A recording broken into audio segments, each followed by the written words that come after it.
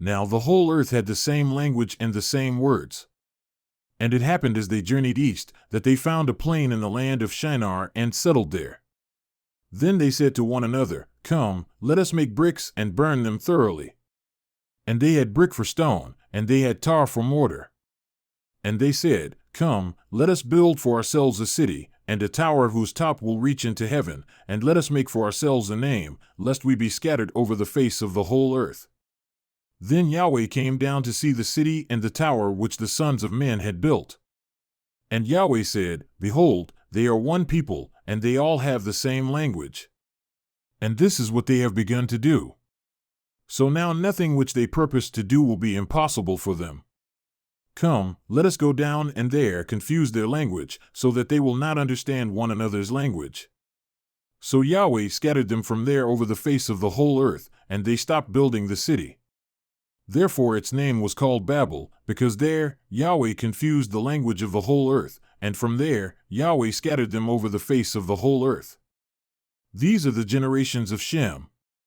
Shem was 100 years old and became the father of Arpachshad, 2 years after the flood, and Shem lived 500 years after he became the father of Arpachshad, and he became the father of other sons and daughters.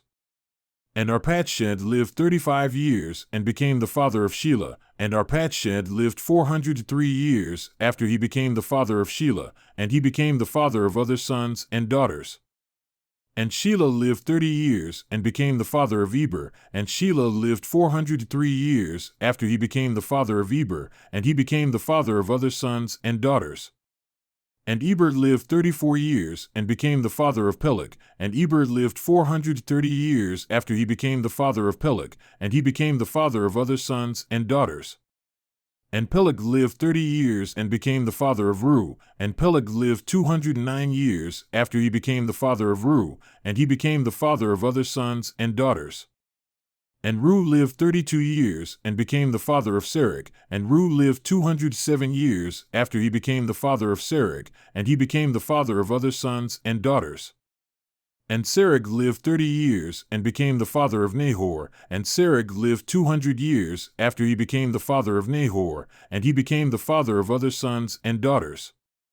Nahor lived 29 years and became the father of Terah, and Nahor lived 119 years after he became the father of Terah, and he became the father of other sons and daughters.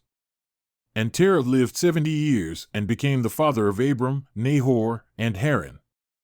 Now these are the generations of Terah. Terah became the father of Abram, Nahor, and Haran became the father of Lot. And Haran died in the presence of Terah his father in the land of his birth, in Ur of the Chaldeans. Abram and Nahor took wives for themselves.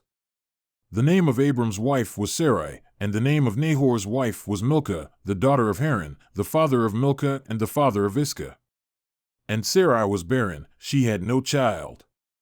And Terah took Abram his son, and Lot the son of Haran, his grandson, and Sarai his daughter-in-law, his son Abram's wife, and they went out together from Ur of the Chaldeans in order to go to the land of Canaan, and they came as far as Haran and settled there. And the days of Terah were 205 years, and Terah died in Haran.